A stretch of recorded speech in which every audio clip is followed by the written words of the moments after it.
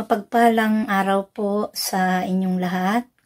Ako po'y nagagalak na anyayahan kayo na panoorin ang OHC video sapagkat kung meron po kayong mga katanungan na hindi nasasagot patungkol po sa banal na Torah, dito po masasagot ang inyong mga katanungan o gumugulo sa inyong isipan. Katulad ko po noong hindi pa ako nakakapanood nito ay marami pong gumugulo sa aking isipan at hindi masagot-sagot ang aking mga katanungan. Pero nung napanood ko po itong video ng OHC, ng Mensahero ng Silangan, ay nagkaroon po ng linaw ang aking mga katanungan at gumugulo sa aking isipan. Kaya po itinuring ko po na ito ay pagpapala sa buhay ko. Sana sa inyo din po. Maraming salamat po.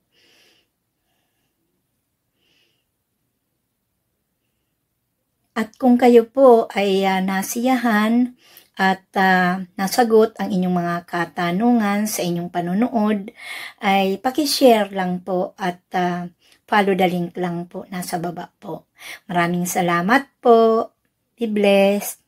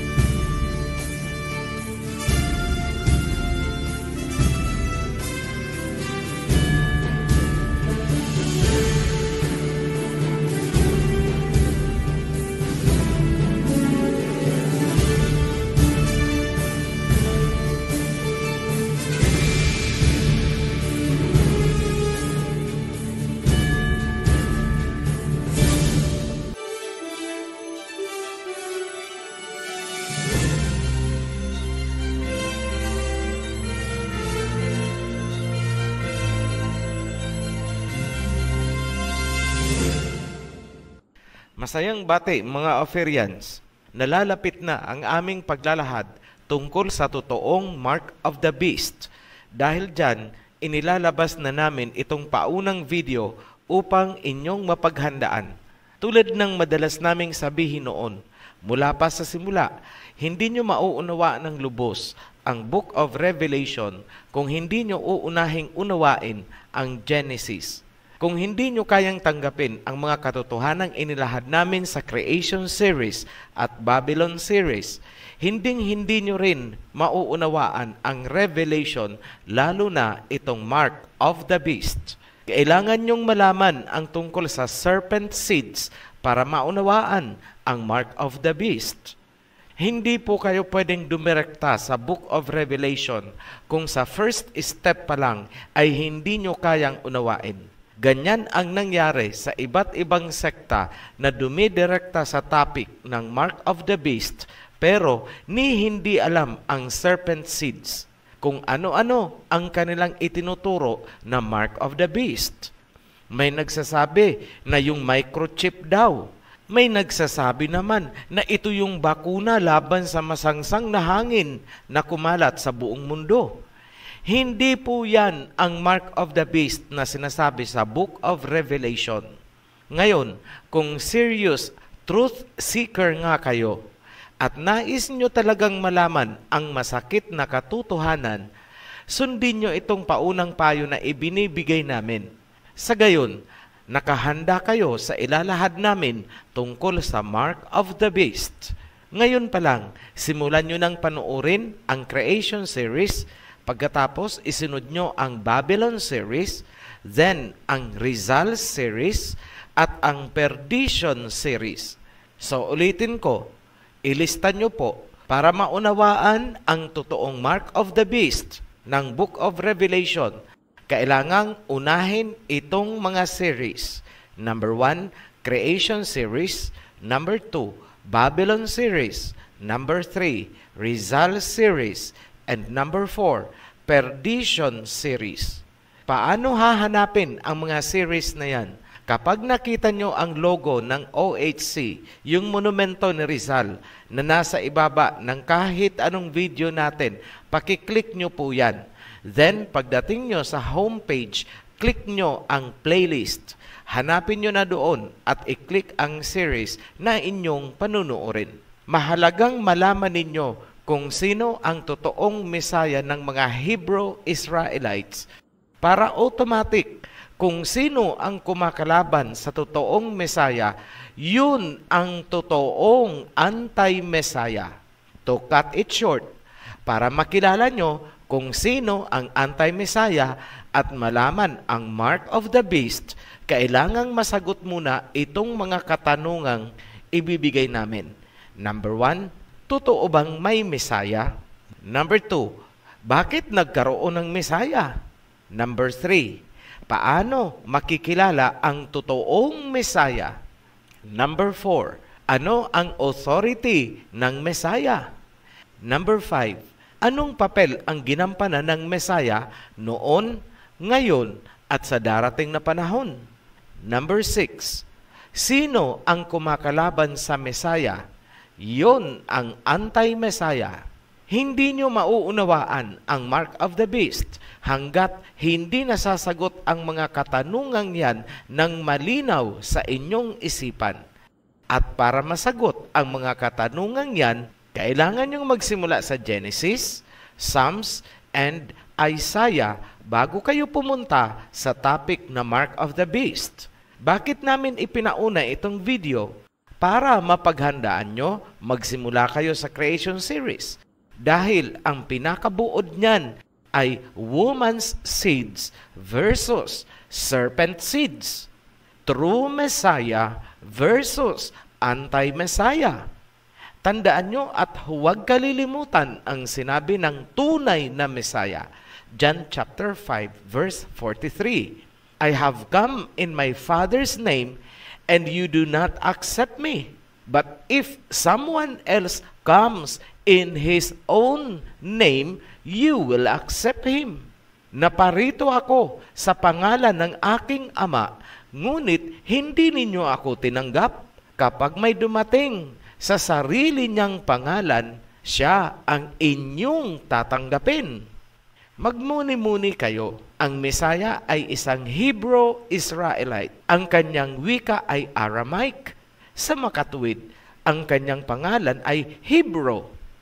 Tanong, noong umalis ang tunay na Hebrew Israelite Messiah, sino ang dumating na may ibang pangalan? Nag-iisip po ba?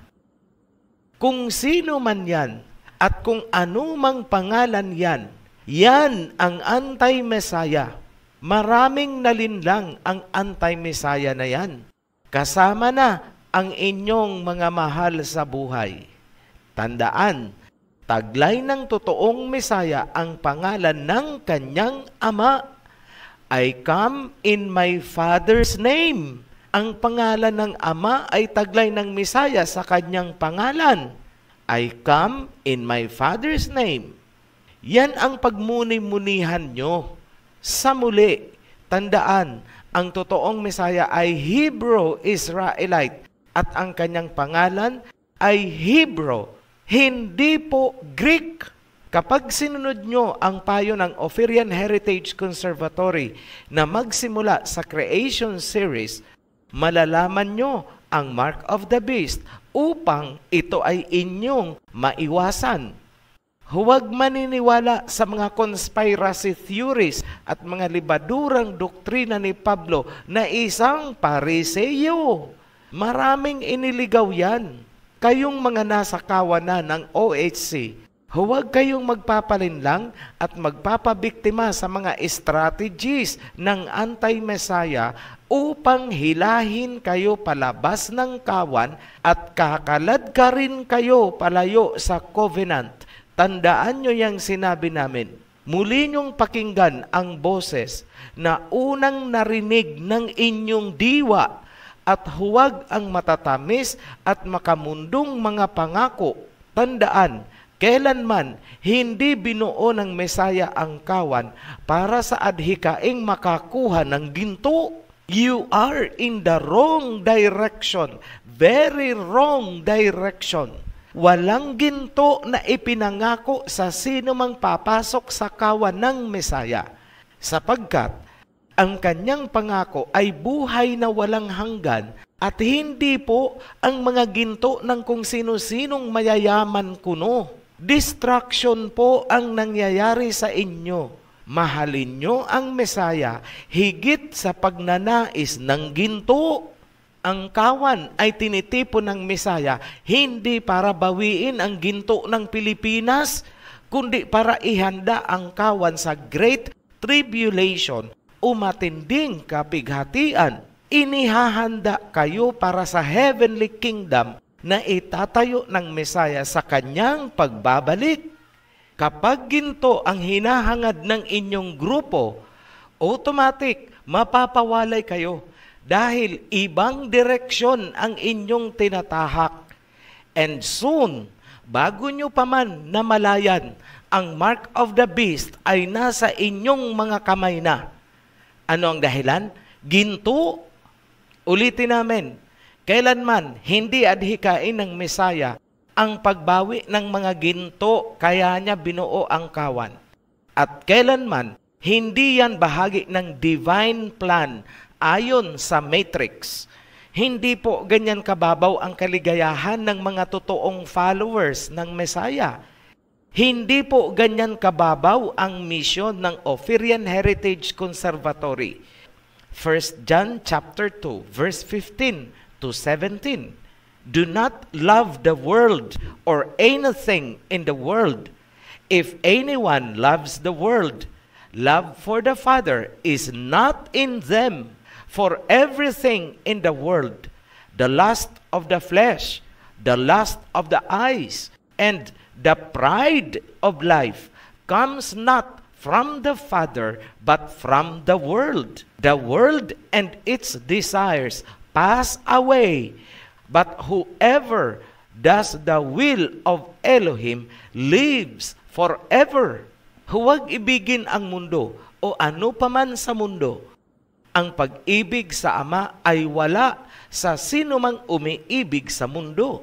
Ang sinumang umiibig sa mga bagay na nasa mundo, ang pagnanasa ng laman, ang pagnanasa ng mga mata, at ang kapalaluan ng buhay, lahat yan ay hindi nagmumula sa Ama, kundi mula sa sanlibutan.